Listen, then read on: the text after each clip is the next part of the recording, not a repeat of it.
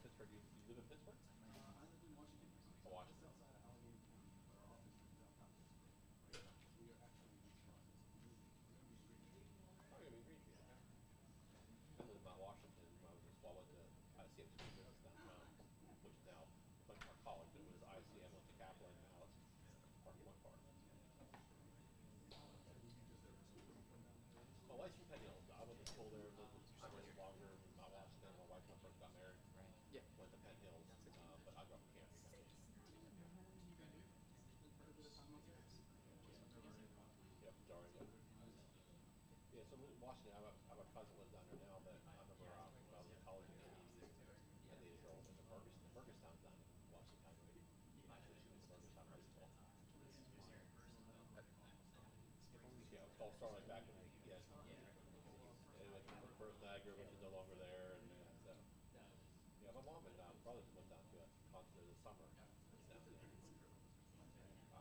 I went there in the 80s. I think I saw Hank Williams Jr. there in Alabama. Back in the 80s.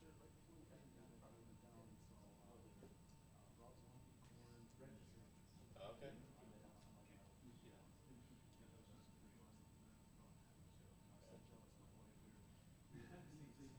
I purposely like to get the back row seats. I like to have a seat. I don't care about being under the. Yeah. So I like to sit in the back row.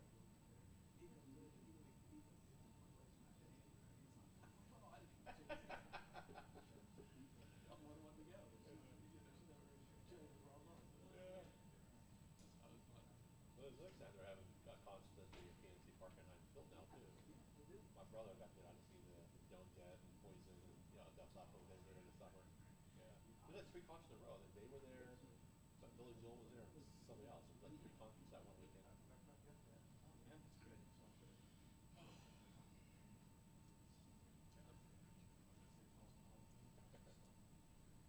Just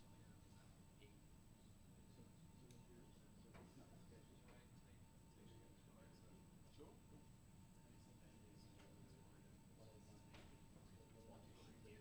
Absolutely. I'm not going crazy. Two hours, and I'd have people driveways that were. I keep this very fun.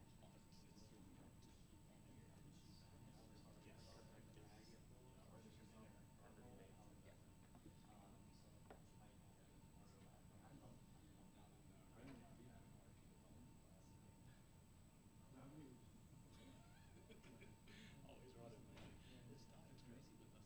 We went from 11 people to 9. I feel really bad. Just people from 27 counties. We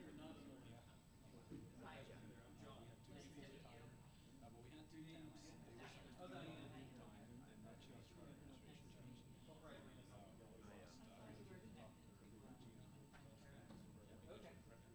Regina retired, so we took care of her. Oh, you and I, so we connected through, we interacted last night. Yes, yeah. Now I'm good. You're busy. Yeah. Oh, with you. Yeah. So, yeah, I don't know her that well, but I definitely know her a lot better. So I know she's very good. Oh, you're related to her. Oh, She's great. Oh, awesome. I moved back from California again. Okay. Regina was good, but she can be a little tough on things sometimes. It was fine. A little ticky-tack occasionally. She always panicked. Like, if headquarters came down with some kind of edict or something with Tasmania, Regina was like, oh my God. I used to tease her and tell her the Tasmanian devil. One of her brothers was she would come in and relax. She was very chaotic at times. Angel was like super relaxed. And the thing that I'll show that preaching stories and stuff. But you said deadline tomorrow or Friday? Friday. I did think Friday. yeah, and she had been retiring before I even joined the SBA. But I was still in the PTAC, and she was always like, retire next year, Dave. Retire next year, Dave. And I came in 2018. I went, oh, shoot. She hung on for quite a while. Good stuff.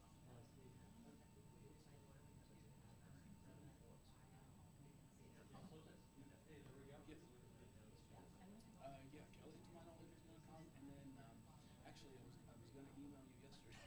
I wasn't sure what was going on with it, but there was a brief period of time where Ed didn't come in and ship. Okay, Yeah. so that was my first thought on it. Yep. So then we moved into the president. Okay. Okay. Yeah. That'd be great. Yeah, he was supposed to be in Costa Rica this week, so that's why he couldn't come. And Lynn's on vacation. She actually left Monday, and it was supposed to be in Costa Rica, and then his plans fell through. And he contacted Angel yesterday and said, "Hey, is it too late for me to come to the Penn State thing?" And I said, "We don't think so." And he's like, "Well, hold on, let me check for sure." And then he didn't get back to her until like 6, and we were trying to figure it out. And I was like, "Well, I don't think Tim will mind. I was going to shoot you a late night message." And then after we finally heard, it was like, "Yeah, Tim probably wouldn't care if he showed up anyway." And lo and behold, he was like, "Hey, it's fine." Yes. Well, right now, there's more people. I did see the. See how that went.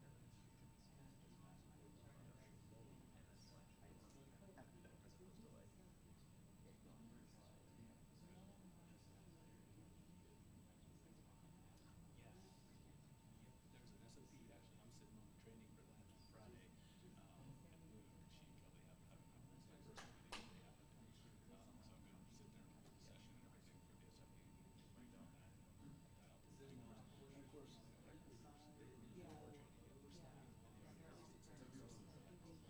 for that on Friday at noon.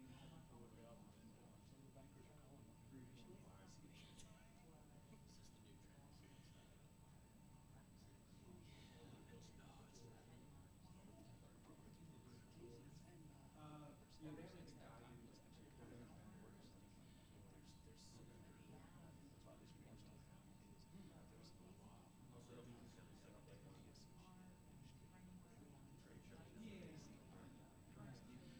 bankers, each one's this morning, I thought they were doing an hour and a half. I woke up and some of the bankers are calling information. Yeah, they have a guy.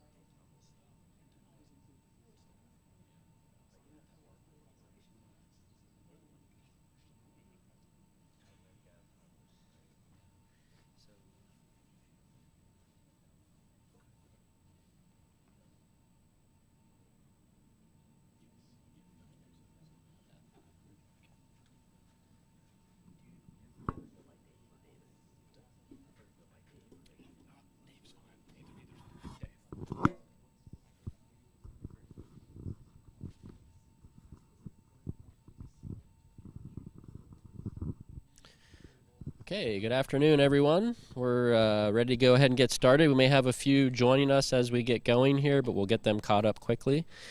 So welcome, everyone, to another Global Entrepreneurship Week event here this afternoon.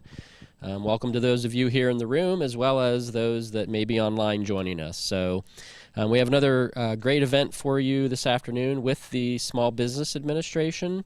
So hopefully a lot of you were able to join in on the last session just about an hour ago. This session is more targeted maybe than our last session. So this is information that is specifically geared toward women-owned small businesses and also with some contracting information as well. So I would definitely like to welcome our speaker that we have with us today from the SBA. So last session we had somebody from the Eastern District office from the Small Business Administration, I'm sorry. And now we are flipping over to the Western District office out of Pittsburgh for the Small Business Administration. So on behalf of all of Global Entrepreneurship Week committee members, Penn State, the Office of Entrepreneurship and Commercialization, it's my pleasure to welcome Dave Pinkoski, who is a business opportunity specialist with the Small Business Administration. So Dave, thank you. Thank you so much, Tim. Good afternoon, everybody. Great to be here. I just came up from Pittsburgh, got here about 20 minutes ago, so the roads were good, everything was nice and clear, which was nice. But I really appreciate Tim and his team and John and the rest of the crew here at the Penn State SBDC for giving me the opportunity to come up here today and talk to you about government contracting, our women-owned business certification, and some of the different opportunities we have available for women-owned small businesses at the federal level.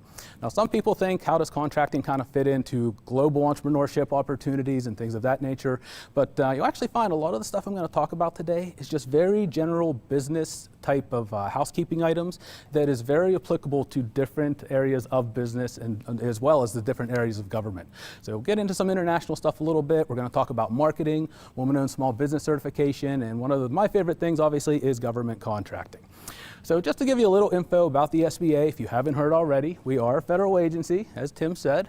My district office is the Western Pennsylvania District Office. We cover the 27 counties of Western Pennsylvania. And of course, our headquarters is in DC with all the other federal agencies and so on and so forth. We have 68 district offices, as I mentioned, all across the country. So if anybody's from outside of Pennsylvania and you're not covered by one of our DOs, we can easily get you in touch with your local district. But that's pretty much it, just the map of kind of how we function and how we work here in Pennsylvania. And what do? A lot of business counseling. Our mission at the SBA is really to help small businesses grow, expand, recover, whatever that may mean to you and wherever you are in your small business life cycle. We are a support agency, we're a resource agency, and we're funded by the federal government with the sole purpose of helping small businesses grow, expand, and develop. And we do a lot of that counseling and coaching and things we do in-house, but we do rely very heavily on our core funded partners. So of course our small business development centers, our SCORE chapters where you can get some free mentoring, and also our women's business centers. Now in Western Pennsylvania we actually have one women's business center. It is located at Chatham University, but they will work with anybody regardless of where you're located. Okay, so federal contracting essentials. Just kind of going to jump into this a little bit about why you may want to explore federal contracts. And there's a lot of reasons, there's a lot of good about federal contracting. Now it's not easy, but it can be a very lucrative market for you. And one of the reasons for that is the fact that we buy anything and everything you could possibly imagine. We are the world's largest purchaser of products and supplies. We buy it all. There's not too much we don't purchase. It can be a great way when you're getting into contracting to generate additional revenue for your company. One of the really cool things is having the availability of past contract data. It's really cool that once a contract is awarded, it becomes part of the public record. So it's very easy to go and do some research, take a look at some websites, and get a feel for the market. You know, what agencies are out there buying your products and services? How much are they paying? You know, who are your competitors? That's all very, excellent data that you really can't find in the commercial sector. You know, a lot of that stuff's private or they keep it under wraps. However, with the federal government and most government entities, once it's awarded, it's out there for anybody to view.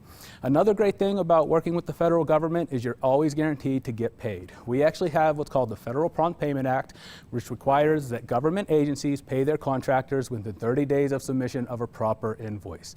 So, sometimes, depending on where you're at in the supply chain, you can be waiting 2, 3, 4, or 5 months before you get paid, and so on and so forth. And you have to wait till you get money from somebody who's waiting to get their money, and they can't, you can't pay your vendors or your suppliers. We don't have that issue in the federal sector. And the majority of our agencies pay well under that 30 days, typically about 2 weeks. So most are within 14 days. Almost never goes past 30 unless you hit that little caveat of submission of a proper invoice. Typically, if you don't get paid on time, it's because the small business vendor didn't submit the invoice to the agency in the manner described in the solicitation. So of course, like I said, we buy anything you can think of. We'll talk about some of the little goofy things we buy sometimes. I have a slide on that. It's always fun to discuss. This is just a quick breakdown though on a percentage basis of sort of what the federal budget looks like. About 36% of what we buy goes to supplies for equipment, electronics, transportation, 35% for services like engineering, R&D. We have 19% for agricultural products, finance, administration, 7% for construction, and 3% for wholesale and retail. Now, sometimes people look at those numbers, especially when I show this percentage and also when we get to the certification portion of today's event, and think, wow, those numbers are kind of low for some of those sectors. But we're talking about a multi-trillion-dollar federal budget, so those percentages are well into the billions, even when you're down to like those 3 and 7%. So we spend a lot of money. As far as where that money goes, about 64 cents out of every dollar we spend actually goes to the Department of Defense. So of course that's going to be our military, Army, Navy, Defense Logistics Agency, which is a support agency for the military. And about 36 cents goes to our civilian agencies. And of course that money does go down through and funnel through our subcontractors. Not everything is a prime contractor. We have a lot of subcontracting opportunities in the federal government, which are very beneficial for small businesses. One of the great things about subcontracting is you get to learn the ropes of being a federal worker and kind of learn the performance aspect of it, but you are not on the hook for the entire federal contract. So you don't have that extra layer of contract administration and dealing with the agency. So starting out as a subcontractor is very, very beneficial for a lot of our small businesses. So commonly purchased products and services, we buy anything anybody else uses on a daily basis. You know, food, clothing, office products, cleaning, furniture, you name it, we buy it. If it's something you use in your daily life or to run your company, we're gonna buy it too. Absolutely no difference when it comes to that stuff. However, one of the really cool things and interesting things about working with the federal government is we have a lot of uncommonly purchased products and services. We buy some really goofy things sometimes that people look at and they're just kind of like, why on earth is the federal government spending money on that? We buy government-specific items. You know, we're out there buying missiles and rockets from the Lockheeds and the Boeings and the big, you know, DoD contractors out there. But then we have a lot of other goofy things we buy. Cadaver parts. Some of those are actually pretty gruesome when those solicitations come out. They're interesting to see because it'll say, you know, they want to buy a left arm. They don't care if it's up to the shoulder or not, but they want the elbow and the wrist attached. And why are we buying that? Well, we're training our combat medics, you know, in the military. People need to practice on things. So sometimes you'll see solicitations like that. Beaver relocation services. See those in the National Park Service on occasion. You know, we're out there for leisure activities in some of the national parks, and they're building a dam where, you know, they really shouldn't be, and it kind of infringes on what we're doing, and we're in their way, they're in ours. So much to the dismay of my little friend in the picture there, we have to relocate them on occasion. So we buy some really obscure stuff. So my point with this slide is just to kind of show you there's probably an opportunity regardless of what you do. Now, it may not be a very lucrative opportunity from a volume standpoint, like we're not buying these types of things every single day like we are with other common products and services, but the idea is I just want you to be aware that those sorts of things are out there. So we do buy some really crazy stuff sometimes, and it is interesting to kind of look at. So why wouldn't you want to work with the federal government? Well, same reason as anything else. You know, it's extremely competitive. I would argue no more competitive than already being in business, but we do have a lot of small businesses going after the different federal opportunities that come out every day. And obviously, if you're in an industry sector that has a lot of other competitors already, there's a pretty good chance that a lot of those competitors that you deal with commercially are also going after federal work. We do have a lot of regulations. You know, there's no doubt about that. Jumping into the federal sector and being a federal supplier can take a lot of time and effort, and it can be cumbersome when you're first getting into it.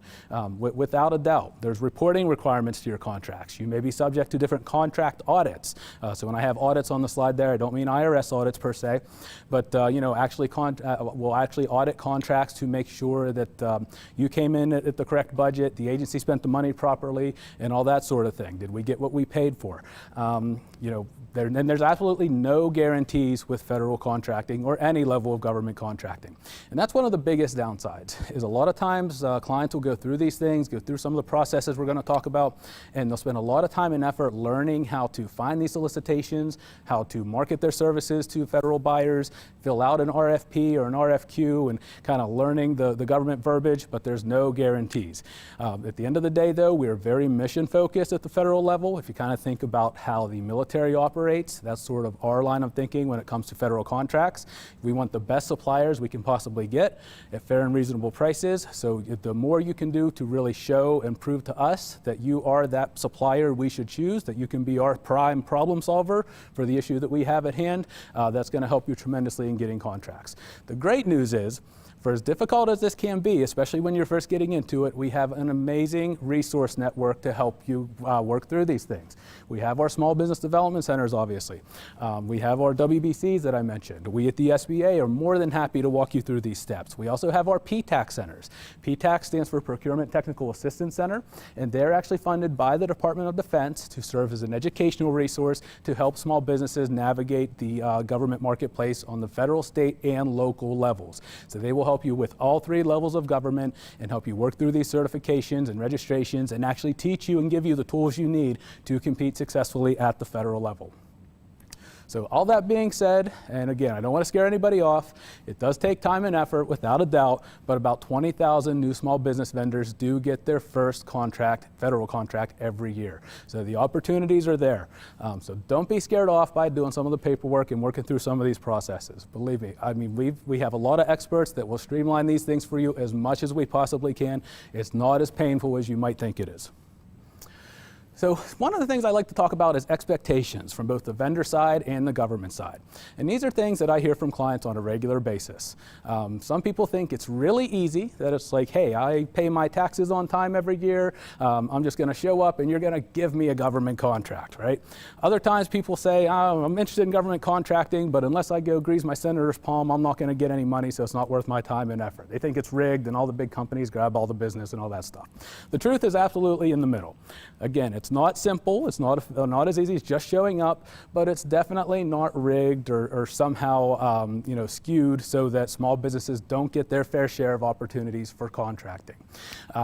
So the first couple, as far as just giving them contracts, we don't do that. Keep in mind these are not social service programs. Government contracting is business opportunities. We're going to want something from our money, for the money we give you. We want that quality product or service from you as that potential supplier.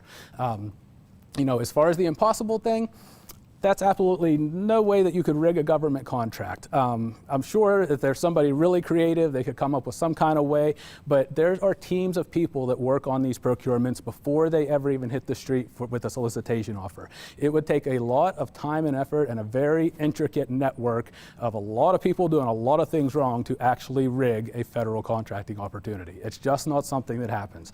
Also, as far as the big guys grabbing all the business, that's absolutely false. At the federal level, we have what's called the Simplified Acquisition Threshold, or the SAT, S-A-T.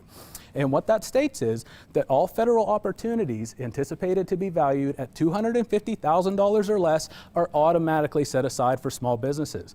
So anything up to $250,000 is automatically a small business set aside, as long as we can potentially find at least 2 small businesses that could potentially do the work for us. So the only way we'll open that up to the big companies is if we absolutely cannot find small businesses to do the work. And a $250,000 or even $100,000 contract for a lot of our small clients, it's a pretty big deal. That is a nice amount for a lot of small businesses. So don't think that you're not going to have these opportunities. They're absolutely out there, and again, it's absolutely doable with the assistance of our resource partners. As far as from the government side, our expectations are pretty simple. We're the same as any other consumer that's out there, looking for quality products and services, reputable vendors, good deliverables, competitive prices, and simplicity. We're going to talk about how to make it easier for contracting officers and federal purchasers to actually buy from you when we get to the marketing piece. But it's all about you just providing that mission-critical support that we're looking for. You could be supplying some sort of life-saving product or service to our military that we need. That's something that's very, very critical for us to support the work that our agencies and our employees do every single day. So again, I don't see anything too crazy on there, and I think most of you would agree, nothing that nobody else looks for, every single day when they're making a buying decision. Good products and services, quality, reasonable prices, and simplicity. So the first thing I always like to have all of my clients do before they go jumping into any of these federal registrations or certifications or trying to go down all these different rabbit holes, of which there can be quite a few, is take a good, honest look at your company and make sure you're even prepped and ready for a government contract. So the first thing I'd like clients to do is just kind of review your performance history. Again, we're very mission focused at the federal level. And one of the things that comes up oftentimes for small businesses is, how can I get a contract if I don't have a lot of experience? We typically want to see a minimum of 2 years of successful experience in the commercial sector before we'll take a chance on awarding a vendor a contract. So we want you to be able to show us that you've done projects similar in scope to what it is you're bidding on, that you have that good history of past performance. That's very, very key for us. So always make sure that you have, similar experience for the type of work you're trying to get us to give you, in that same industry and in that same field. You're going to need a commitment from your management. Now, I don't know if you are all business owners, or maybe some of you may work for a small business and you're just in charge of the contracting department or, business development or what have you. There will be some market entry costs as far as just allocating staff time to learning some of these things. Again, learning the government language and the verbiage and all these fun little acronyms we have, and how to respond properly to RFPs and RFQs and those sorts of things. It's going to take some marketing. Again, you have to know and identify what agencies are out there that are buying what you sell to make sure this is really worth your while to even jump into before you spend a lot of time and effort going through this type of stuff. We're going to talk about how to do some market research and also how to do some marketing here in a little bit. And of course, sales. You have to do the work. Nobody is going to fill out a bid for you. Contracting officers are federal buying experts. It is not their job or their mission to help you compete and win a contract. Their job is to negotiate and award the best contract they can so that they can get those mission critical support services they need for their agencies. So it's going to require some personal contact, relationship building, understanding the needs of the agencies and the people you're working with. Size is absolutely not important. Many contracts are awarded to companies with 5 or fewer employees, and that is absolutely true. We have some phenomenal companies in Western Pennsylvania that do some really amazing work, and you'd be shocked. I actually have one 8A client right now.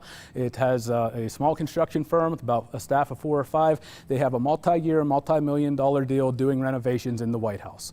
They're from the mountains here in Western Pennsylvania, a tiny little town that nobody would ever even be able to find on a map. It's a small firm, like I said, and they've had this deal for about 2-3 years, and it just got extended again. And they have a federal contract, actually doing those renovation projects. Really, really cool. I have another client has worked with NASA down in Houston. I mean, we have clients doing all kinds of amazing things all across the country for a number of our different federal agencies, and they're very, very small businesses. So don't feel like you have to go out and ramp up your operation and hire 100 people and all that sort of thing. Financial resources is very important, so I always like to bring this up. We do not front people money. Sometimes in small business, depending on your industry, it's not uncommon. Maybe you're getting a new roof put on. You give the contractor half down, they come do the project, pay the rest at the end, that sort of thing. We don't do that at the federal level. So you're going to have to make sure that you have the resources and capacity to perform on a contract before you actually bid and put in a solicitation offer on that work. So you're going to make sure that you want to work with your banking partner. So obviously, Chad at First Commonwealth here and everything. They're going to help you make sure you have that line of credit you need to buy equipment if you do need to ramp up, quickly, get those things in line, to hire staff and working capital and things of that nature. So that's something you're going to have to do first. If you're a manufacturer, quality assurance plans are always going to be a big thing for us, especially if you're manufacturing parts for the Department of Defense. If you're doing machine parts or something that could be being used on a weapon or a vehicle or a refurbishing type of thing, we're going to have a lot of rules and regulations as far as how we need those parts machined and what kind of tolerances and all that sort of thing. So ISO 9000 certification is typically going to be preferred, or something equivalent to that is something we're usually going to look for when it comes to manufacturing opportunities. Now, office management, that is very, very, very important. And I always kind of relate a little story here. If anybody's ever seen the movie Dodgeball with Vince Vaughn, Ben Stiller, Average Joe's gym, the gym's not doing real great. The bank examiner comes out, they're going to foreclose on the gym. And Vince Vaughn's character is kind of like, okay, well, what do I need to give you? Bank examiner says, hey, I need to see your records, your business records. Do you have them? He's like, oh, yeah, I call those keepers. I have all that stuff. Takes her into the office, opens up the closet, and all this piles of junk just falls down and hits this poor lady in the head. There's no sort of record-keeping system. There's nothing in order. It's just all kind of mixed up and jumbled up, and it's just a complete nightmare. If that's how you do business right now, clean that up. I'm not making any judgment, but I've been on way too many business client visits in my day where I've seen these things happening, in person. And, you need to have good, accurate record keeping when dealing with the federal government. You're going to have responsibilities as far as keeping certain contracts for a certain period of time. You're going to want to make sure you have your timesheets properly filed and things for some of those contract audits that I mentioned. The worst thing is, and I get panic calls from clients every now and again where they're losing their minds because, hey, something got pulled for an audit and they don't have records of anything. They just tossed it in a box or tossed it in a closet, or maybe they're applying for a certification and they need their operating agreement that they haven't seen in 10 years since they opened their company. Make sure you know where your business documents are and keep good, accurate records. And even beyond the contracting arena, that's just good general business that will help you tremendously. Technology, it's not too much of an issue these days, but I do like to mention it. You need access to email, agency websites. Obviously, not every area, especially the more rural areas, don't have the high-speed internet. We pretty much do everything online these days and virtually for contracting opportunities. So you want to make sure you have access to good quality internet for things like our procurement, electronic funds transfers, integrated enterprise environment, and things of that nature, just to make sure that you can get paid and have everything up and running there. And you really want to ID your core competencies. Now this one's the final one there that I really like to stress. One of the worst things that small business clients do when they first come to us and take a look at government contracting is they tell us, hey, we can do it all. You tell me what you need and I'll do it. I'm your supplier for anything you could possibly imagine. And you're a small firm with 3 people. We know you can't do it. You know you probably can't do it either, okay? So don't just try and throw a bunch of stuff against the wall and see what sticks. We want those performance, mission-focused individuals and firms that can really step up and do that work for us. So we would rather that you are just an expert in 1 or 2 or 3 core things and that you can absolutely crush any contract we may award you, as opposed to trying to impress us with you doing all this great stuff. And sometimes when I see people's government profiles in what's called the System for Awards Management, which we're going to talk about, that's the federal government's vendor identification database. They'll have 60 different NAICS codes in their SAM profile, and they have 2 people. You can't be an expert in every single thing with 2 people. And as a business counselor, I absolutely get it. You're excited, right? You don't want to turn down work. You just want those opportunities, so you're just trying to generate any interest you can in whatever industry. But we don't operate like that. We really want to see the mission-focused, mission-critical. So always keep that thinking in the forefront. So as far as getting started, really just a couple things you want to do. Now this is an area that's very similar to how you'd want to approach some international opportunities as well. You want to do some market research. You want to figure out what agencies are out there that are buying what you sell on a regular basis that may have an opportunity for you.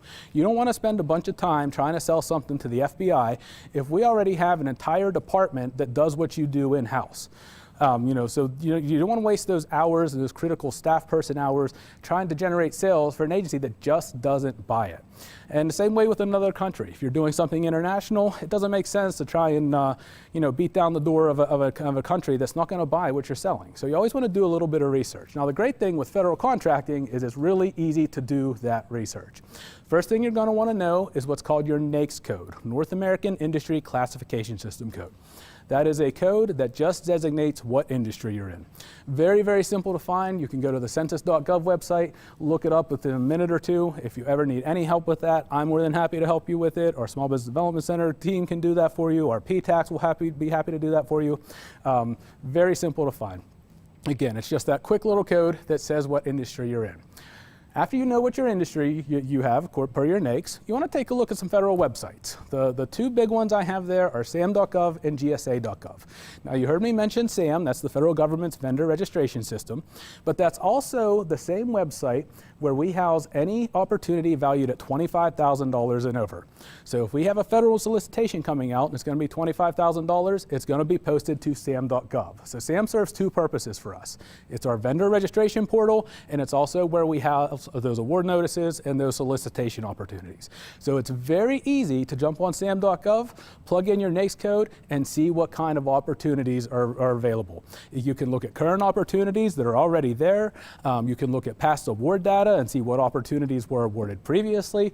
It's all public information that's right there 24/7 anytime you want to take a look at it. So definitely spend a little bit of time. That'll help you tremendously in figuring out what agencies are buying what you sell and where your best chance for potential opportunities to actually win some of those contracts are going to be. The other great thing you can do is request past procurement history reports from the local PTAX centers. Now PTAX, again, they're not funded by SBA, but they are very critical partners for us.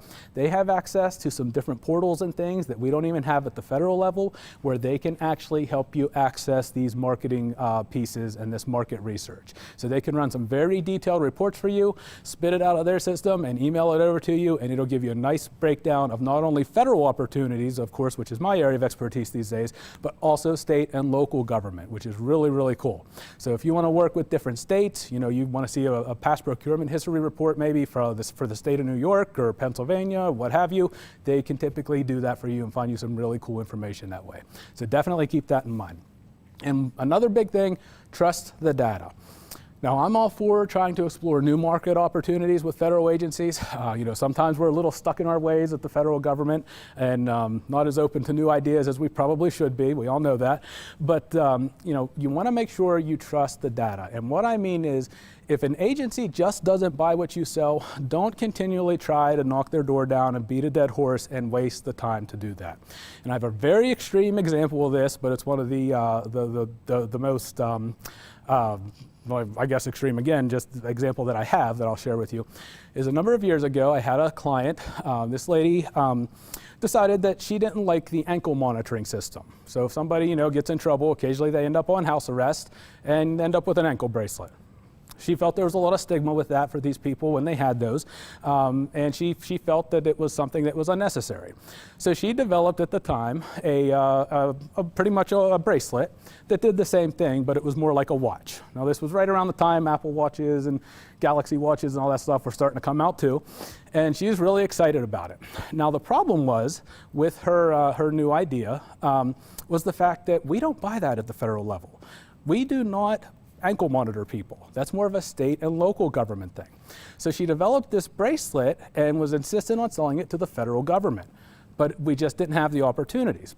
The other problem she had was this bracelet was also more expensive than the ankle monitoring systems that the state and local governments that do that were already buying. So there's no incentive for us to spend more money just because she felt there was some sort of social issue with somebody having an ankle bracelet versus a smaller wrist bracelet that wasn't quite as cumbersome and such.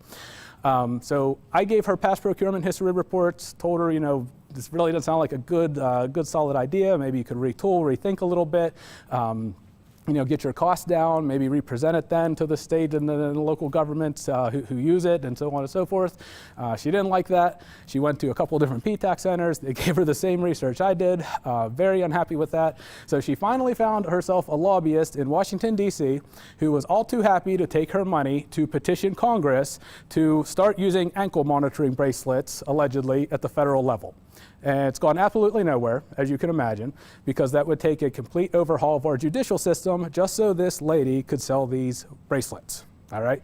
Don't do that. She got into this guy for over 6 figures because she just would refuse to believe the data that somehow, somewhere, these opportunities were going to be for her at the federal level. All right? If it just doesn't make sense, cut your losses and move on. So, again, I still can't get over that she did that. Don't know whatever happened to her, so I don't really have a good ending to the story, but I don't imagine she ever found any success with that. So again, just keep it streamlined and understand what it is you can do. All right. So as far as actually getting registered to do business with the federal government, and this is something you're going to want to do even potentially for international opportunities, is you have to register in the System for Award Management that I've already mentioned a few times now. SAM is simply our federal vendor identification database. SAM registration is fairly quick and easy to do. You should easily be able to register in the SAM system in about 45 minutes. It is not overly cumbersome, it's not too terrible, but it is a 2-step process. So you want to go to sam.gov. One of the first things that you'll do when you first start populating your company information is you'll be issued what's called a Unique Entity Identifier, or UEI number. That is a unique character that the federal government uses for ID purposes, data entry and things of that nature, just kind of keeping track of your business. You'll get that, and once you have that, you'll log into the system and actually populate your sam.gov profile. And all SAM is asking for is just your general business information. There are no wrong answers in sam.gov, okay? It's all about what is your company. All you have to do is work through those questions and make sure you answer everything to the best of your ability and properly. And if you do find you make an error, even after you go through SAM and submit it, you can actually correct that. So it's not set in stone. I've had people call me just crying or in a panic, again, because they messed something up in their SAM registration, or they fudged a number wrong, or transposed something, and we're just like, oh my God, the CIA or the FBI is going to come arrest me. What do I need to do to fix this? Okay? You're federally mandated to keep your SAM registration active at least once a year, so you have to go in and keep it updated anyway. If you ever change your phone number, want to add a NAICS code, again, your North American Industry Classification System code, to identify a new service or a product that you're offering, you can very easily go to your SAM record and change that at any time. So it's not overly cumbersome. You just have to go in, start the process, get that UEI number. You'll go to a system called login.gov, and Sam will walk you through all that. That'll help you create a federal profile. Then it'll kick you back to sam.gov, and you'll go through that registration process. So about 45 minutes, you'll be able to complete it. Once you submit it, within about 2 to 4 weeks, you'll be issued, once it goes through to the Federal Service Desk, you'll be issued what's called a CAGE code. That's a commercial and government entity code. Once you have that code, you're eligible to start bidding on any federal contract that you find. So a CAGE code is your unique identifier that'll be used for things like payments, security clearances, and things of that nature. So it's really not that bad of a process. People get really, really nervous about the System for Awards Management stuff. The other thing I always caution you people on and clients is do not pay for it. If you go to Google and you just type in sam.gov, you're going to get a whole laundry list of websites of alleged SAM websites that all look pretty official. Now, sam.gov is a completely free site, so always make sure you're on the .gov website, because if you end up on a .com or a .net, there are firms that will do your SAM registration for you, and they will be more than happy to charge you $3,000, $4,000, $5,000 to do it. And I've had clients not realize they were on an unofficial site, they go through the process, and they were actually on a consultant's website populating information into there, and then they get a bill.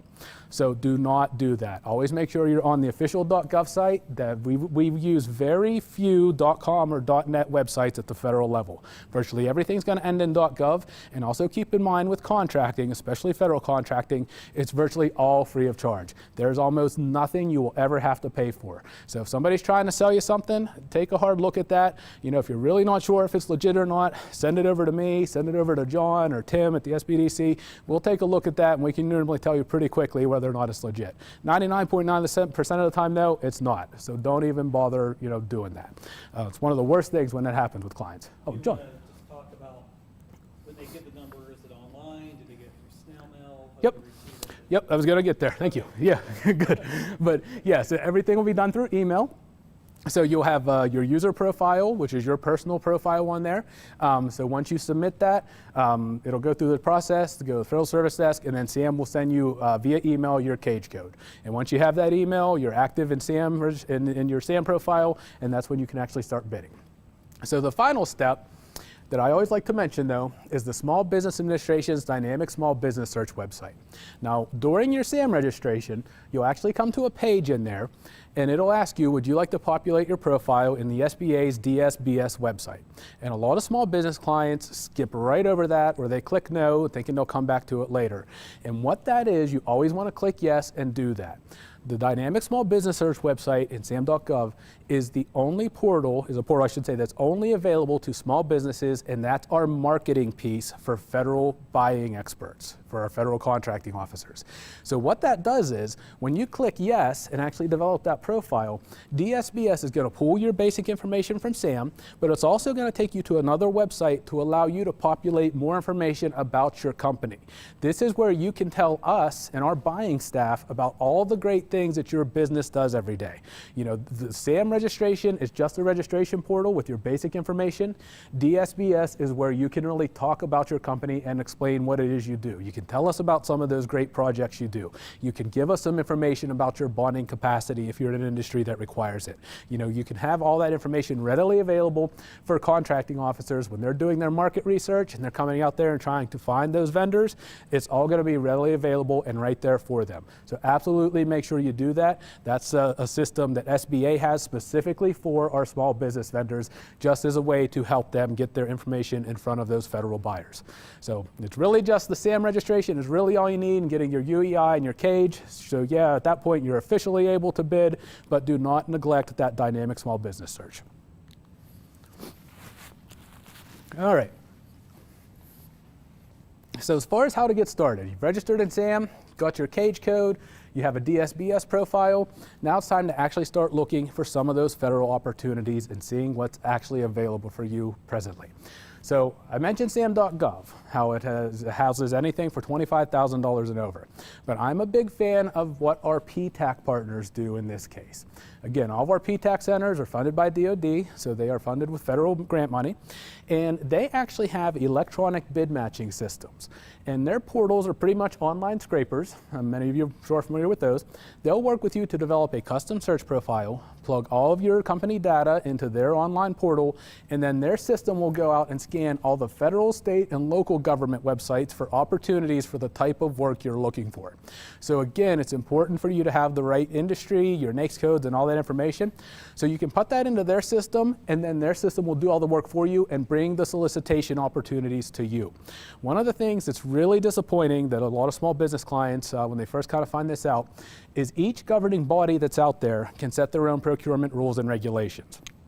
So for example, if you want to do work for all 50 state governments, plus the federal government, that's 51 potential different registrations and websites you're going to have to register in and go out and look at every single day just to try to find things to bid on.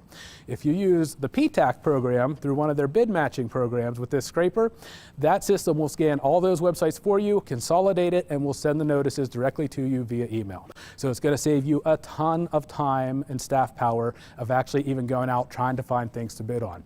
The great thing about the bid match, since it's the government funded subsidized version, virtually every PTAC here, or at least in Western Pennsylvania, I can speak for that, they either offer it free of charge or very little charge. So if it's not free, it might be like 25 bucks a year in some cases. If you went out and bought one of these systems on your own, which you could do, you're looking at again another $2,000 or $3,000. So use the free government version. You know, that's why we have it. That's why the PTACs use their grant money to buy it on behalf of the clients so that they can help you find these notices very easily and get this information to you very quickly and efficiently. So take advantage of that. You also want to take a look at the different training programs, attending things like this. We have a lot of different classes, both at the SBA and our other partners, obviously, things like RFP development and different things of that nature. So there's a lot of opportunities for training and everything to help you learn how to actually respond to these things once you start looking at the solicitations. And it's always a good idea when you can to attend different local workshops. There's a lot of different procurement conferences and things that go on in Western PA, Eastern PA. As a state, our SBA offices are very active. We have a number of different events where you can actually get FaceTime and matchmaking with a lot of these buying people at the federal level and also our state and local governments. So that's pretty much it. You actually start to find some of these things to bid on. You've done your registration and you're in the game, so to speak, to start taking a look at some of the different solicitation methods and some of the different procurement opportunities that are out there. So when we buy things, when we're soliciting products and services at the federal level, we actually buy things in a number of different ways. A lot of people think that it's just, that we buy things cheaply all the time or just the lowest possible price. That's not always the case. So we have a couple of different things that I want to mention here, such as micro purchases.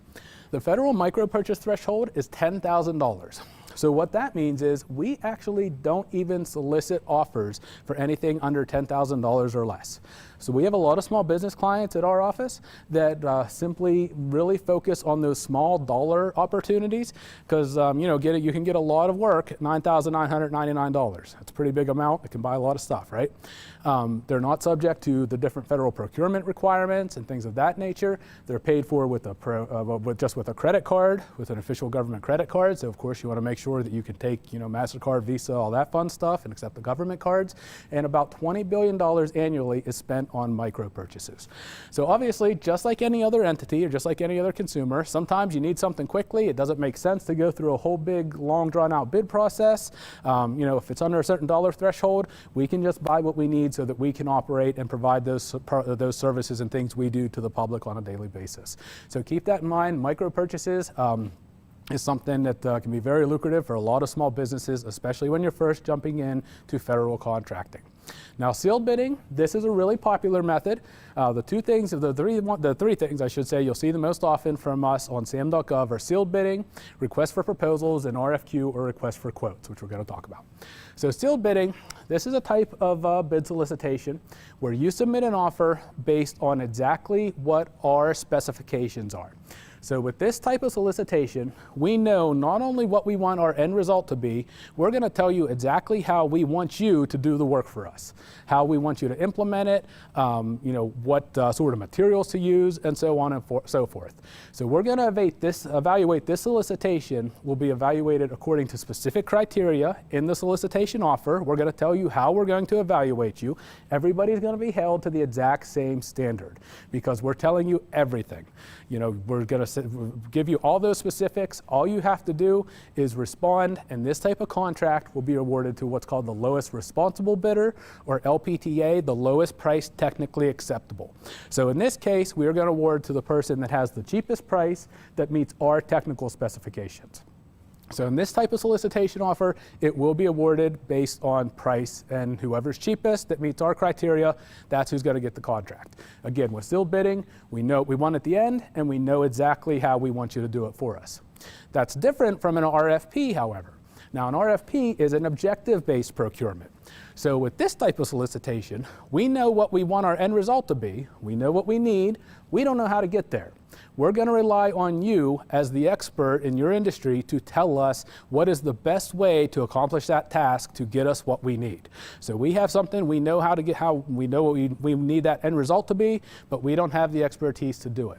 So we're going to describe in general terms on how exactly we think this may work. It's going to be up to you, though, to determine how to best meet that need that we have.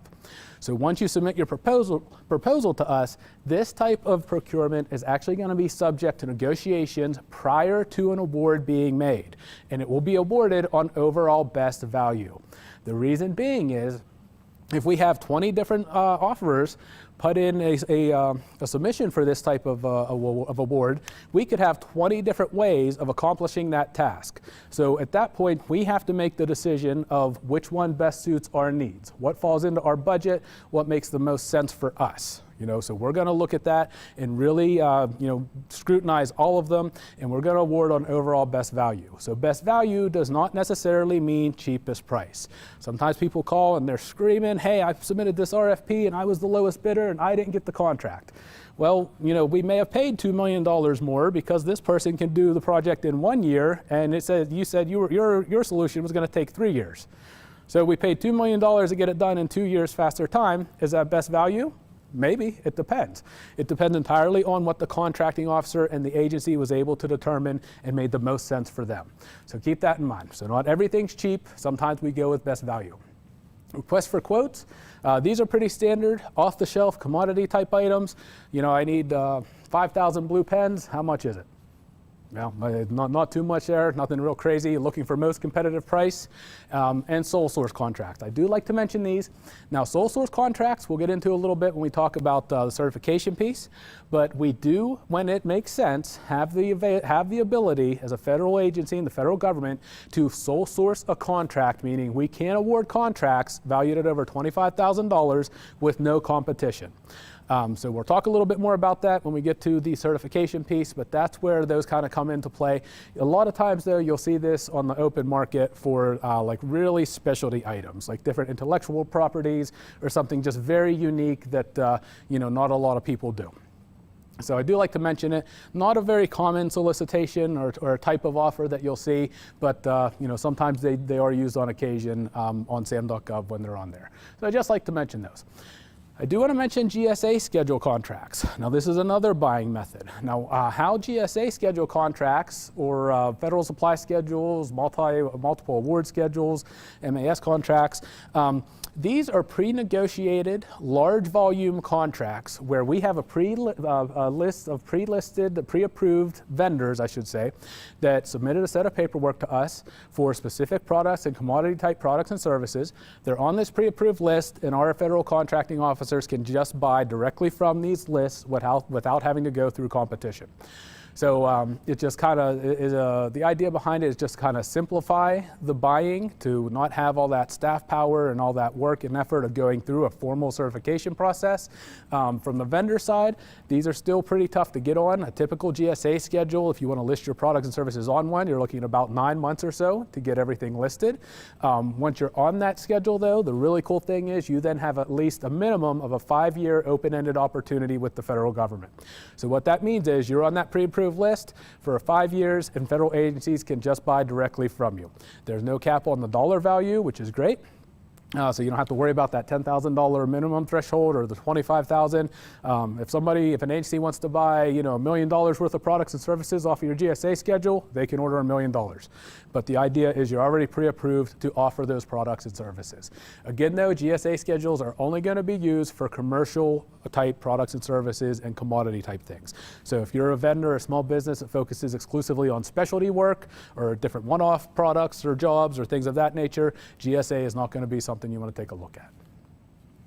And finally, subcontracting. Now, this isn't a direct contracting method, but like I said, it can be very good and beneficial for small businesses. Anything at $750,000 or more at the federal level, any procurement opportunity has to have a subcontracting plan. So it's a great way for small businesses to learn the ropes of the federal market when they first get into this. And pretty much you just want to identify potential prime contractors that you may want to work with to find out how you can become one of their pre-approved subcontractors. So that's a business relationship you establish with that prime contractor, but it's something that can be very, very helpful for small businesses when they first start out. So I do want to mention that. That's not a direct opportunity with us, but anything we have at $750,000 or more will absolutely have to have that subcontracting plan in place. Okay, so we're going to jump in a little bit into the certification programs. So at the federal level, we have a 23% overall small business goal. And then within that small business goal, that 23%, we actually recognize 4 socioeconomic groups. We have women-owned small businesses, small disadvantaged businesses, or our 8A certification, hub zone small businesses, which stands for Historically Underutilized Business Zone Program, and also our service-disabled veteran-owned small businesses. So we're going to talk about each of these, but this is another area where sometimes people think these percentages are too low. So when I said that 23% overall goal at the federal level, that means 23% of all federal contracting dollars we put out on the street are set aside and have to go to small businesses. So last year, that 23%, our agencies hit like 26, 27%. They did really well with that. And this is an area that the SBA really has a big role. We serve as the watchdog agency for all the other federal entities to make sure that our small businesses are getting their fair share of these opportunities. That 23% last year, or 26%, was about $160 billion set aside just for small businesses to compete on. So again, that idea that all the big guys grab all the money, absolutely false. With the women-owned program, that number is around 5%. Last year was a little under, I think it was like 4.49, was still about $28 billion spent on women-owned small businesses. The 8A program was around 11%. That was really good. It was about $60 billion, may have been a little more. Hub Zone, that's the one socioeconomic program that the federal government has never hit the goal on. It was around 3%, which is around $14 billion still. And the service-disabled vet, they exceeded that, was around $26 billion. So we're talking about a lot of money potentially attached to these certification programs, in addition to what you can get for just being a small business. So that's why these certifications can be so helpful and so lucrative for a lot of small business clients. So I always tell clients, if you qualify for a certification, absolutely take a look at it. Potentially let's apply for it. It's never ever going to hurt you. It's just going to open up some more potential doors for you. However, if you don't qualify for a certification, being a small business for a lot of our clients really is enough. So we're going to talk mainly about the women-owned small business certification today. But I will briefly go over the first couple here just so you know. Now, first of all, as far as being a small business and a federally certified small business at the federal level, there's no formal certification you have to do.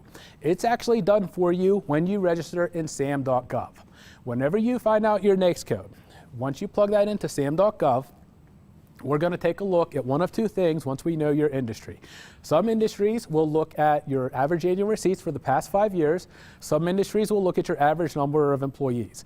That is what's called the SBA size standards, and that's what determines whether or not you're a small business. So whenever you plug in your information, depending on your NAICS, it's going to be one or the other, not both. So if you plug in your NAICS code and your industry is a industry that's based on number of employees, some industries if you have 500 employees or less, you're considered a small business. So if you're a small business under that NAICS code, you have 5 people on staff, you're automatically considered a small business. SAM will do that check for you against the SBA size standards table when you actually register in SAM. It's all intertwined and done in there. So at the end of the registration, If SAM says that you're a small business, then in the eyes of the federal government, you are a federally certified small business. There's no additional certification or process you have to go through. We have a lot of people contact us. They always want a small business certificate to say they're a federal small business. We actually don't have one. It's all done in SAM.gov. So I do like to mention that. Now, as far as the other socioeconomic programs, these do require a little more work and a little extra heavy lifting to kind of get through. So our 8A program is our economically and socially disadvantaged small business development program. So this is for anybody that's both economically and socially disadvantaged who is a U.S. citizen. Certain designated groups, certain minority groups are already deemed to be disadvantaged. Women are eligible for this if they can prove they've been disadvantaged in some capacity. So keep that in mind. But if you have $750,000 or less in personal net worth, if you're owned by someone whose average adjusted income for the 3 years is $350,000 or less and $6 million or less in assets, then you could potentially get into the 8A program. So it's a very interesting program. It's good for 9 years, so you get one 9-year term in the program, and it's a true business development program. We give you access to a lot of coaching, a lot of classes and things to really help you grow and expand your business so at the end of that 9-year term, you can compete successfully without the use of the certification. So it's a little different than our other certification programs. The other big benefit is the ability to get sole source and set-aside contracts through the certification programs, and especially with the 8A. So I mentioned that $10,000 or less as far as the micro purchase threshold, and anything over has to be competitively bid out.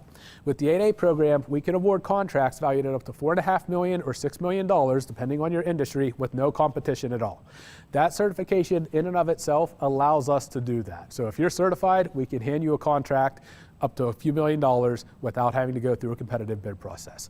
So that's why it's always kind of important that we take a look at all the information and make sure that only the firms that are actually allowed to be in these certification programs are actually the ones in there getting this work. So that's 8A.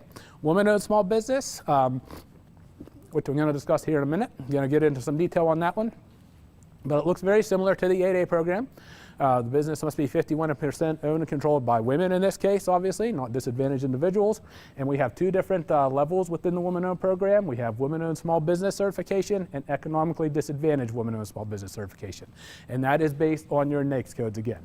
So some industries are going to be underrepresented, have underrepresented women representation. Some have severely underrepresented women representation. So that's the difference between the woman-owned and the economically disadvantaged. Veteran-owned small business, we recognize both veterans and service-disabled vets. Program works much the same way as the other two, 51% owned and controlled by vets. And finally, the Hub Zone program. Now, the Hub Zone program is a little different. The company has to be owned by U.S. citizens, but the business itself has to be located in an approved SBA Hub Zone as designated on the SBA Hub Zone map. So at maps.certified.sba.gov there, see if a little pointer works.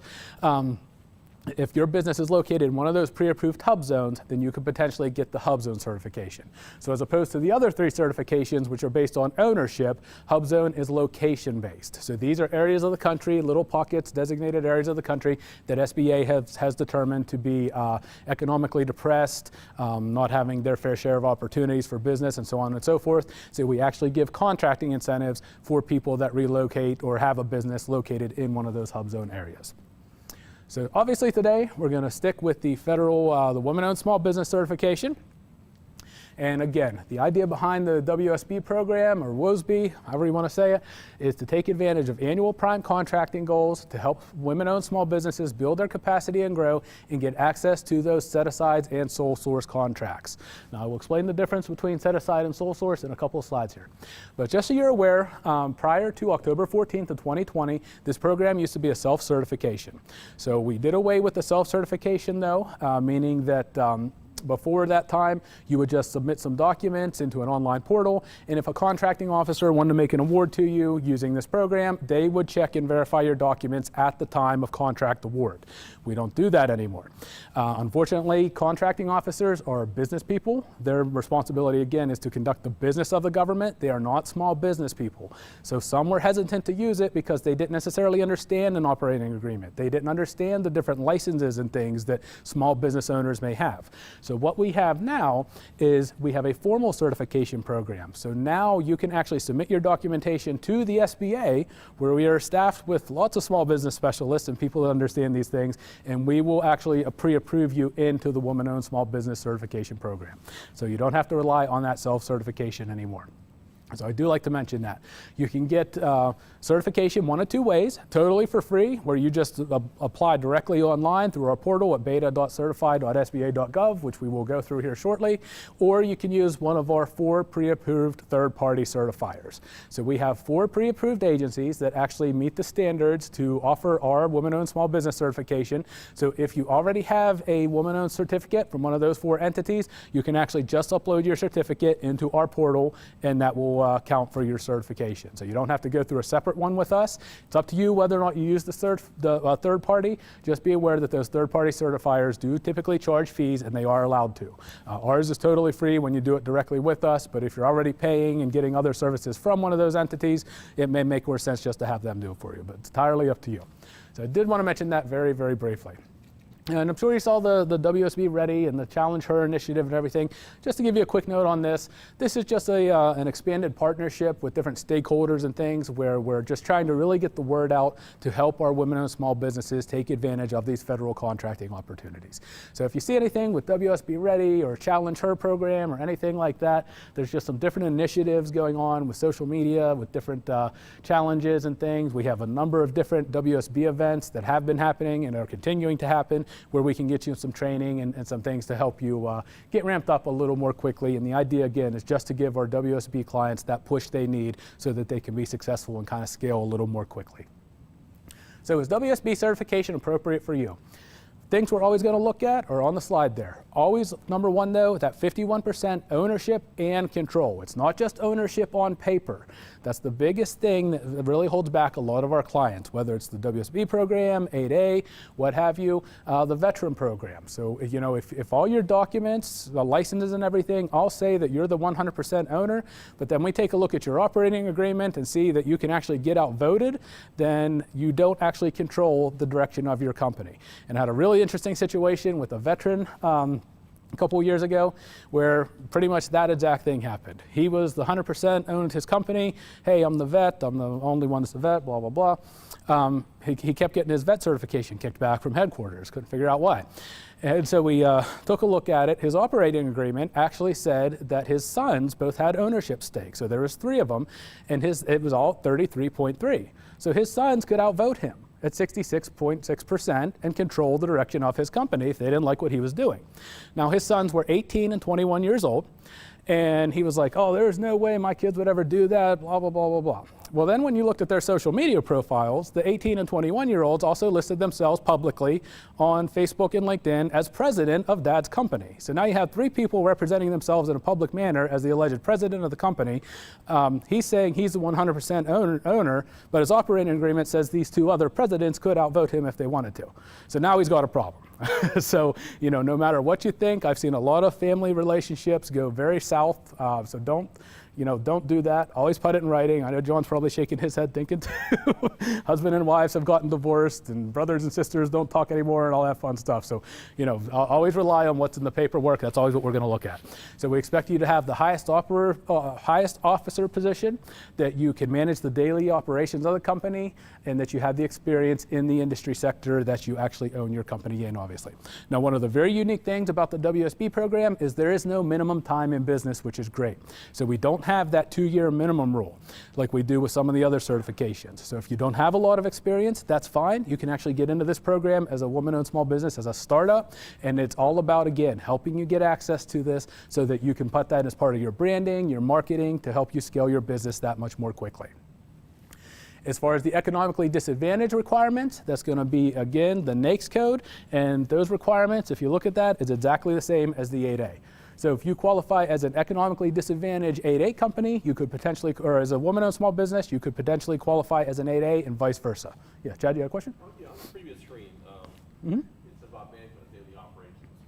So I've experienced working with WeBank and the WBC, where I've actually got out and interviewed the women-owned business. Truly understand they are managing the operating, and understand what they do every day. Sure. If you're doing the free version, is somebody actually going out and interviewing that woman-owned business to understand the Typically not to that level. We don't necessarily have somebody going out doing a formal site visit. On occasion, we may if it's something really looking kind of goofy, but we're going to rely on the business owner. It's going to be what they attest to in their application as far as what they say. And so sometimes what will happen is, we're going to look at your hours worked and how often you're working in the company, what it is you do, your area of expertise. Even your volunteer work will go into that. So sometimes people say, okay, I work full-time in my business. I'm putting in 78 hours a week in my business. Then I do 20 hours at my church. I do another 50 hours at the food bank. Suddenly they do 400 hours a week working in all these places. No, you're not. So now we're going to look at that and see what's actually going on there. Okay, but again, those are very, very close to the 8A program, or actually exactly. So if you qualify for one, you may have some nice opportunities in the other certification. Now this is the qualifying NAICS codes. Any NAICS code is eligible for the Women-Owned Small Business Program, but again, only certain NAICS codes will be economically disadvantaged. So it depends entirely on what you do. So if you're a wood window and door manufacturer, you would be an EDWOSB per your NAICS code, but if you were a commercial screen printer, you would be a WOSB. There's no real difference between the two. It's just some areas, again, are severely underrepresented by women and some are not as severely underrepresented. That's really the only difference between the industries. And you can find what your NAICS code is right at the SBA.gov website that I have there. So as far as the WSB certification process, John? Sorry to interrupt. Yeah. Are you going to go into like the cost compared to maybe some other groups that do fees and stuff like that at all? Well, we don't charge. Yeah, so at the federal level, like I said, ours is totally free. The other ones, I don't know what their fees are as far as the third-party certifiers, if they're doing that. I do know that they do charge fees, though. I think it's typically so much like a percentage of your sales or something, I've heard. But we don't really have much to do with the third-party certifiers. We obviously focus on the free. So yeah, I can't help you too much as far as the fees. But again, just be cautious of that. But as far as our certification process, it's really just a few steps you have to do. You're going to register in SAM, which you've already done because you have to do it anyway before you even get to this point. You're going to submit your application at beta.certify.sba.gov and then make sure your status is represented in SAM. So beta.certify.sba.gov is simply our portal for the Women-Owned Small Business Certification Program. It will actually talk to the SAM system. So the first thing you do when you go in to register is you'll do what we call claiming your business from SAM. So you'll start your portal application. It'll then pull information from SAM and kind of import that and everything. And then you just complete everything online. Kind of the old way with the program too. There was a lot of stuff that some things had to even be like kind of printed off and filled out in hard copy and then re-uploaded. We don't have any of that going on anymore, thank goodness. It's just all entirely online. So when you go to beta.certify, you can go to Am I Eligible? That's always one of the first things I like to have clients do. We have two different ways to access it. That is a nice little tool you can use to actually see what certification programs you're eligible for. Not just the WSB program, but when you plug in some information in there, it just takes a minute or two, it'll actually tell you if you may be qualified as a hub zone, as a veteran-owned small business, or as an 8A company. So we do like to have clients do that and just kind of take a quick look at that. From there, you want to go to Prepare, and it will take you to the document checklist. Now, the document checklist of what you need to submit at beta.certify will not look like this. I did that for the slides to make it colored. But if you're doing a woman-owned small business certification, again, depending on your NAICS codes, you're going to need to supply everything in the blue column. If you're doing economically disadvantaged, you have to do everything in the blue and the red column. Sometimes people think they just have to do the red, but without the blue, but we need everything. And we will also take a look potentially at your spouse if you're married, and we're going to get a lot more for the economically disadvantaged portion into your personal finances and some of those different thresholds. Again, because there are those different things attached to that, so we're going to look at W-2s, taxes, all that sort of fun stuff. So it is a little bit of prep work as far as getting your information ready. And that's always one of the key things you want to do. Make sure you get your documents in order before you start these portals. That'll help you tremendously because once you start some of these things, the clock starts, and then it can be hard to find, oh crap, I don't have this document, I got to go look for it, you don't have it. So it's just much easier if you go through these and make sure you have everything ready to go before you actually start in the system. Once you do that, you're going to go to Get Started. And it has a little three-step process here. And what's it say? Number one is SAM. Well, you're already good there because you've already done it.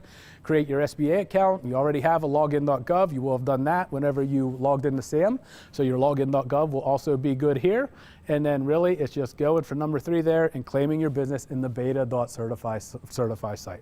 So as long as you have good business records, working through this application on the beta.certify shouldn't take you more than an hour or so, if that. It's very, very streamlined, relatively simple. Once you claim your company, you're going to have to answer some basic questions. After you do the basic eligibility questions, it'll double check to confirm that you are indeed small. System does all that for you. Once it finds everything, it'll take you to the dashboard to actually begin your process for the application. Now the cool thing is, we actually have detailed training videos with step-by-step screenshots right on the beta.certified knowledge base. So it's very easy for you to go and pull those videos up. I have clients that'll open one screen, one window with the video, one with the app. They watch the video, just pause, enter info, pause, enter info, work through it, and you can knock it out in no time. Very streamlined and relatively simple to get through. Once we have a complete package, SBA takes 90 to 120 days in most cases. Now the key thing there is a complete package. One of the things that people do sometimes is they think they have to get this information in, or they're worried about timing, so they start an incomplete application and submit it to us with the anticipation that we're going to come back and say, hey, we need you to send this, or whatever, and we're going to wait on them. We don't do that. So if you do that and it takes us 60 days before we look at it the first time and realize you sent us an incomplete package, we're going to send it back. By the time you resend all the information, it's going to be another 3-4 months on top of that 60 days you already wasted. So get your information and have all your ducks in a row first before you submit. Can't stress that enough. And again, the knowledge base is where you can find those videos right there on the site there, and very, very quick and easy. It is not as cumbersome as some people make it out to be. As long as you have your documents in order, you keep good business records, and you just give us what we ask for as far as what you have to submit on those documentation checklists, you will have very minimal problems, short of some kind of really just obscure extreme tech issue. Working through that portal is not that bad. It really isn't. So don't get too frustrated with it. Again, this is an area where we can help. Our other counselors, our PTACs are more than happy to hold your hand through this. And again, the opportunity to compete on set-asides or sole source contracts is what we're looking for here. So set-asides is when we will actually put a solicitation offer out on the street saying that only people with a particular designation can even compete on the work. So you're still competing, but only against people that have that same certification as you, versus a sole source contract where that's where we only have one reasonable supplier and we can award that directly without competition. So the idea is we'll streamline that pool of candidates, we'll narrow that down so that only a woman-owned small business, one way or another, is going to get that work, either through a set-aside or a sole source. And all of our certification programs work in a similar manner, and that's one of the ways that we really focus and make sure that money is going to people in those socioeconomic programs, because that's very, very key and important to us to make sure that all of our small businesses, and especially people that have been underserved and underrepresented, are getting their fair share of those opportunities. So once you've done that, you have your certification, that ability to qualify for the set-asides and sole source, the opportunity to build capacity and kind of grow your business, and get you access to that different training, technical assistance. We have bonding assistance, things of that nature. And we're going to talk about some proactive self-marketing, and then I'll be happy to take some questions. We'll probably be finishing up in about 15 minutes or so. So be a little early probably today, but we will be good to go here. So really, proactive self-marketing. Now, marketing is definitely fun when it comes to marketing to the federal government. This is where you get to be a little creative, and you don't have to follow a bunch of weird federal acquisition regulation rules or any of that fun stuff. So let's talk about that a little bit. There is definitely a proper way to strategically market your products and services to federal contracting officers through a capability statement or when approaching them directly. So I'm going to talk to you a little bit about some of the things I used to see when I used to award contracts, about what not to do, about how not to approach us, and how to actually approach us. So marketing to federal agencies. Why do we even want to do it in the first place? Everything's supposed to be free and open, fair and open competition, all that fun stuff. Why do we want to do it? Well, like we talked about, not every purchase we make every single day is done through a sealed bid, lowest price procurement method. We want to make sure that we're comfortable with you as a vendor. So if we know you and we have ways to work with you, we're going to want to do that and establish those relationships. And we want those, we want you to have those opportunities to do that and learn about us as well. Micro purchases and other small purchases are not competitively bid, and government agencies, like I said earlier, need to know what? Same thing I had in there at the beginning when we started, that you exist and want your business, that your product products will help them achieve their objectives in a cost-efficient and effective manner, good products, and how to buy from you. That's really what it's about. So the ways to do that, obviously register in SAM and DSBS. You have to do that anyway. Consider getting a GSA schedule if that makes sense, the networking, but the two we're going to talk about and focus on today, direct email, which is going to involve developing a government-focused capability statement and contacting potential buyers within federal agencies to actually introduce your company, to talk about your products and services, and find out how to do business with them. And again, there is a right way and a wrong way. So as far as a capability statement, what is it? A capability statement is pretty much just a resume for your business. It's a concise, quick, one-page document that tells a little bit about your business competencies.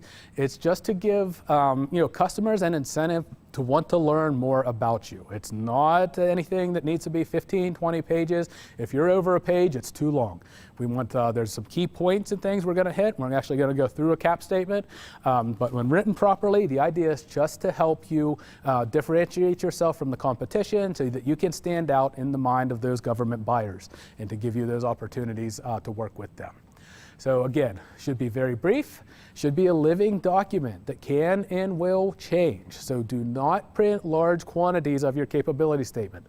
I've had clients create a capability statement, they print like 1,500 copies of this at some professional printer and spend all this money on it, and then 6 months later they're looking at a new product or service, adding a new NAICS code, a new certification to their profile, and that capability statement is now worthless, because they have a totally different skill set or something now.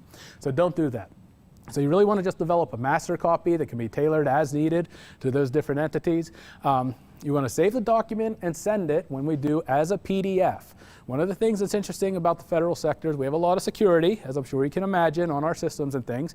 PDFs stay visually consistent and they get through our portals usually. In certain cases, some of our agencies, especially DoD, can't even open certain types of documents, like Word documents, won't even go through due to security. So PDFs stay consistent, they're always going to look good, and they'll get through our security protocols. And remember to stress your core competencies, differentiators, and past performance. This is not when you want to get too creative with your writing or try to beef it up with a lot of fluff. We just want to see exactly what it is you do, what you bring to the table as far as being that small business expert for us. So this is an example of a capability statement and the different sections in it. We're looking again at those 5 key areas. We want core competencies, differentiators, past performance, company data, and contact information. So core competencies, we want to know what is it that you do. This isn't going to be anything and everything about your business, just bullet points and short statements about your prime area of expertise as it relates to the agency's specific needs. So this example is from one of my 8A clients. But as far as capabilities, she has an electrical company, and they're experts in power quality monitoring, grounding audits, infrared scanning. She just has short, concise statements there about what exactly it is that her capabilities are. That's what we want to see. So what is she an expert in? Differentiators. We want to see those unique factors and benefits that really set you apart from your competition. Why are you the potential best solution for the agency's needs? What makes you special? That's what we want to see there. We want to know what it is that really sets you apart. And differentiators, your certifications are not a differentiator. Like I said, we already have processes in place at the federal level to allow us to award contracts to people that have those certifications through either those set-asides or those sole source mechanisms. So that's really not going to differentiate you anymore because we're already stacking the deck to make sure that those contracts are going to those people potentially. So that's not what we're after. We want to see, really what it is you do. Can you save us 20% on our electrical system? Can you help our costs go down? Do you have the best safety record in the industry? Stuff that really like that really is impactful for us at the federal level. That's what we're looking for. Past performance, it's always a good idea to list a few past performance projects. As I said, that's always very key for us, so we like to see that on the capability statement. If you could show the benefit to the customer for the type of work you've done, very similar projects in the commercial sector. You can provide references if you have space, but typically if we want references for an opportunity, we will ask for them, so don't feel like you have to. But if an experience is not relatable to the agency you're targeting, don't list it on this capability statement. Especially if you are one of those companies and maybe you do have a couple different divisions, don't go trying to use experience from another division for a project for something else that just doesn't make a lot of sense. So we want to see that experience for the type of work you're actually trying to acquire and your company data. Always very, very key. We want to make sure that you have your UEI, your cage code, your NAICS codes, any certifications you may have. You can have a different box for or whatever. 1 or 2 short sentences of a company description if you have the room for it. Any logos or anything you may have access to. State contract numbers, for example, this particular one has PA-UCP certification, which is the Unified Certification Program. Some of you may be familiar with or have heard about. So we really want to see, though, again, your DUNS, your cage, to know that you're registered, that you have the expertise, and what it is that you do. So that's really what we're after as far as company data. And please, please, please don't forget to put your contact information. I've seen many capability statements where I have all this great stuff in front of me and I don't have a contact. And people think, oh, well, I'm just going to give you the card. Well, if the card gets separated from the capability statement and it's not real clear about what belongs to what, especially if I'm at a networking event or a trade show when I used to do those sorts of things, you end up with 1,000 of these and a whole bunch of business cards and it's just a mess. Make it simple. Keep your information on there so that it's easily to find you and identify you. Okay? And list a professional email address. That's something, again, that's very important. Sometimes people get a little too creative with their emails and they try to come up with really funny, obscure things for their email address or their email handle. I get some really goofy things sometimes where people say, hey, this contracting officer won't get back to me. And I'm like, what's your email? Well, it's ilovedonkeybutts@whatever.com. Don't send us stuff like that, okay? It's not going to get through our security. We're not going to open it. Just don't do it. So you'd be surprised how many people do that. Okay, so final tips on the CAP statement. As long as you hit those 5 key areas, there's no single approved format. You can be creative but sensible. Use a nice format. Don't use anything too crazy or off the wall. I always kind of say with this, if you use all these goofy rainbow colors and I have to stare at it like one of those 3D prisms to try and get the image to pop out at me to figure out what you do, that it's too much. Dial it back a little bit. Don't print large quantities like we said. And don't hesitate to solicit feedback from friends and coworkers or your PTAC or business counselors before you start sending it to people. We're more than happy to proofread it for you and make sure you have all the I's dotted and the T's crossed. Okay, so you got your certifications and everything, did this capability statement. Now what? Now we're actually going to figure out how to use it. So these are things that people used to come to me and say whenever I used to award contracts way back when. So, hi, I own an 8A certified business. What kind of contracts do you have for me? We are a small business working in the construction industry or whatever. We install flooring, roofing, and everything in between. Hi, my company is ABC Corporation. I'm certified MWDBE, PA-UCP, HubZone, Section 3, blah, blah, blah, blah, blah, on and on and on. And what do these all have in common as far as a way to approach federal buyers? They're all terrible. Do not do that. You want to make sure that you have an elevator pitch ready, that you can talk sensibly about what it is that you do. Don't just approach federal buyers with the expectation that you're somehow owed a contract or that we're going to give you a contract because you have a certain certification or whatever else. I mean, if you notice in any of these examples, the person didn't even say their name. And I used to have people so excited, they'd come running up to me, hey, what do you have for me? I do this, I do that. Or I'm Section 3 certified. Well, Section 3 certification only applies to HUD, Housing and Urban Development as an agency. Well, if I don't work for HUD, I don't care about Section 3 certification. I may not even know what it is. So we really need you to tell us what it is you're bringing to the table. We want to hear about your value. Your company is not at statuses. Nor is it your products and services. We want to know what it is you're bringing to the table that makes you unique and sets you apart and helps us, reduce our costs or improve our safety or whatever it is that we're trying to do. What makes you different and your past performance. Those are really the 3 things that we really want to know and hear about when we first meet you. So for how you should talk to a federal buyer is we want to hear your elevator pitch. So in this case, in a little hypothetical here, hi, my name's Brenda. I came across some information recently. You had a major problem with your electrical system. And she's telling me, okay, she's taking an interest in me a little bit. She's kind of said, I've realized you had a problem with this. My company provides high quality electrical maintenance solutions. We can actually save you money. If you hire me, I can do an evaluation and so on and so forth. And she's talking. It's just a normal normal conversation, right? It's nothing crazy. There's no expectation. She's not running up to the table or the contracting officer trying to beat me over the head saying I better buy her stuff or else. Don't do that. The last sentence there, the last paragraph I really like. We're very proud to have done some major projects with U.S. Army Corps of Engineers, Pittsburgh Steelers, UPMC, Sunoco. So we got a multi-billion-dollar sports franchise on there. Then finally we end with, hey, by the way, I can also assist you and help you meet your socioeconomic goals because I'm in the 8A program. So that's just a kind of a throw in, and that's when I'm thinking, okay, so now she's got all this great experience, she's taken an interest in my agency, she knows I could potentially use her, and she can help me meet my socioeconomic goals through streamlined procurement procedures. That's what we want to hear. So that's really what we're looking for there, is that elevator pitch and making sure that you can communicate yourself, of your business and what you're offering the federal government in an effective, clear, and concise manner, and that you can be that mission-focused expert we want. When you're doing it via email, when you're contacting federal buyers, or any buyer really, one of the things that's really unique is we have what's called OSDBUs, Office of Small and Disadvantaged Business Utilization Offices. Every federal agency has one, and at that link right there, and I'll be happy to send this out to anybody, you can very easily find the Office of Small and Disadvantaged Business Utilization contact person. A lot of times when people start marketing to federal agencies, they want to go straight to the contracting officer.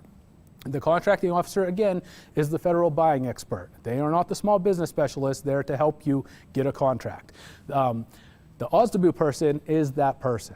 So you want to go to the OSDBU person, you want to send your capability statement, compose a brief introductory letter, to them, to that OSDBU, let them know, hey, I'd like to work with your agency, what is it that I need to do to have a potential opportunity, and that's who you want to send your capability statement and that letter to.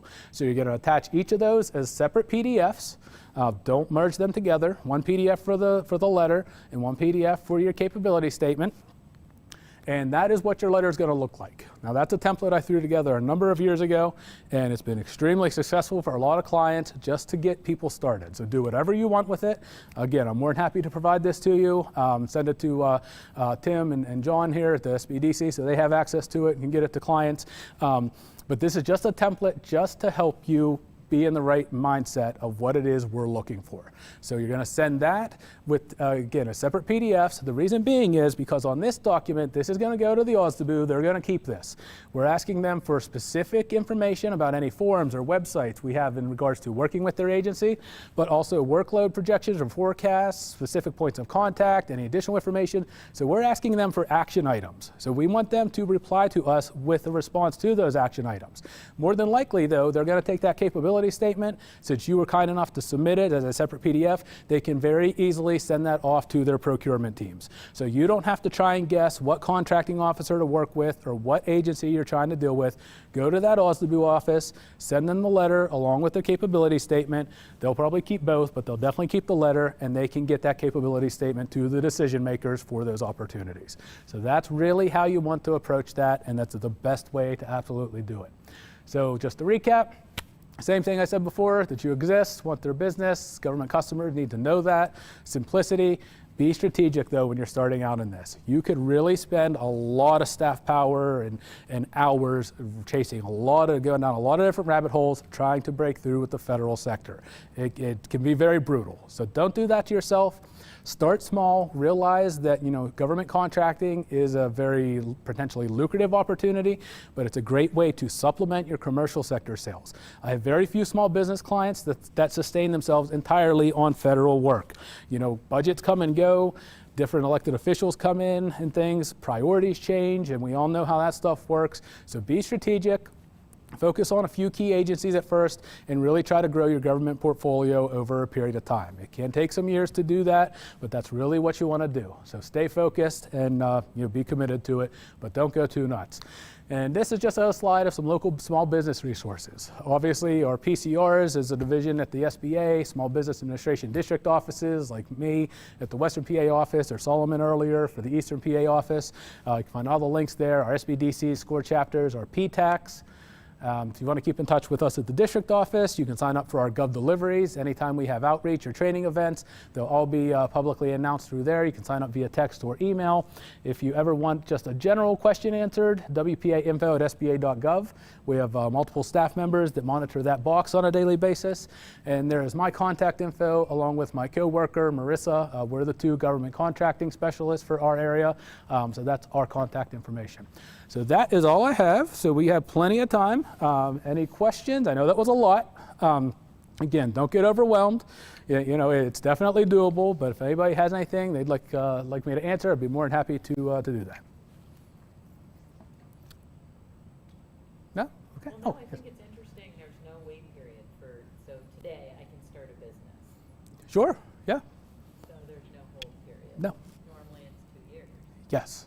Yep. Yeah, as far as the certification, yeah, once you have all your business documents and everything, you can apply at sam.gov, get your cage, and then apply straight to the WSB portal. Yeah. What's the most common thing that if someone missing a document or goofs something up, what's maybe some of the common things that you might have as oopses that could maybe be prevented? As far as the certifications? Certification, I mean, like, you know, I mean, if you follow, like you said, you have it screen by screen. Yeah. Is there anything that you see that's just like, Well, oh, I forgot this, or there's just yeah. typing in or something? The biggest thing, John, honestly, is just people not following the documentation. I mean, we have those checklists right there. Some of our checklists even have a little checkbox on them. And people just, I think, sometimes get to a point where they decide, oh, this is just too much information. They're just going to take what I give them and like it, you know, which we don't do. Or they just miss something and then get frustrated. For example, I had a lady with the Woman-Owned Small Business Program. Her name changed due to marriage. And she, you know, supplied everything, or so she thought. Well, one of the things that our review team asked for was her marriage certificate and her driver's license. That's all she just missed it, you know. And so she waited like 4 months. They finally get to her and tell her, hey, you need to submit this. And she pitched a fit. Just lost her mind over it. Well, why did you take all this other stuff? Well, they needed to see the document that necessitated the name change, you know, just to verify everything. She simply didn't put it in, and instead of just sending it in, she starts filing all these congressional inquiries and all this stuff. So here we are 18 months later, and she's still not certified. And all she had to do was send in her driver's license and marriage certificate. So people sometimes just get frustrated, I think, because the process can take a little time. But the big thing is just not following directions. Even in RFP class, which I'm doing that tomorrow virtually, on how to actually respond to a federal solicitation properly, it's just reading and following directions, and people will just kind of glance over stuff, or, you know, they don't, the reading comprehension just doesn't click all the time, or they think they know before they actually read what we ask for. You know, it's not too difficult to do most of this stuff as long as you just read the items, like you said, and follow the directions. It's pretty simple when you think about it. But sometimes, yeah, people just miss things for whatever reason. They're busy, or make it a little harder than it needs to be on themselves. I guess, Yes, sir. as a small business banker, when customers come set up their bank accounts, one of the things that they're missing when they set their entity, they don't have an operating agreement or bylaw. Yes. So they have to go out on the state website, file a fictitious name or their certificate of formation or organization, but they don't do a bylaw or. Yep, that's yeah, it's required on your documentation. yes, that's required on ours. And some states don't require those things. Right. So they're, yeah, and we do. So. Okay, anything else? I think going back to the beginning, if there is that 2-year period, let's say you're an entrepreneur, you operate in North Carolina, you relocate in the last 6 months because of COVID to Pittsburgh. You know, do they, you know, is there understanding that this entity now is operating in a new state? You're providing the same services and goods, whether they were once operating, say, in Charlotte, but now they're operating in Pittsburgh. Is that still being? Yep. For federal purposes, yes. Yeah, we don't, I mean, federal opportunities, once you're registered in SAM and WSB and all that stuff, these are nationwide opportunities. So as long as you're a United States business, and your company's set up and you're contributing to the U.S. economy or whatever, we don't worry about that. Now, state and local governments, they may look at that a little differently and say, okay, well, you operated in another state for 10 years. We want to see some capacity here first, blah, blah, blah. Federal government, though, as long as you're in the U.S., you're good. Pretty much if you're just the same EIN, you're. Yeah, absolutely. Yep. Yep, we don't worry about that at all. Okay, great. Well, thank you so much. Are you able to show this PDF or not? All right. Are you Thank able you, to show everyone, the for PDF? attending the event this afternoon with Dave and the Small Business Administration. Here we are coming toward the end of Wednesday with Global Entrepreneurship Week. We still have 2 days of events left, so lots going on tomorrow. I believe there's only about 4 events on Friday, so you might want to jam-pack your schedule tomorrow and join us for some more. But thank you very much, Dave, for joining us all the way from Pittsburgh today. Hope you have a safe travel back, and we'll be looking to bring you back in town again sometime. So whether you were here in person or online, we'd like to get feedback from everyone if we can. So we don't have the QR code up for this, but anybody that attends an event this week, if we've tracked your email address, you'll be getting some feedback and follow-up information from us to provide that information via a brief survey. So be on the lookout for that, and have a great rest of your Wednesday afternoon. Thanks, everyone.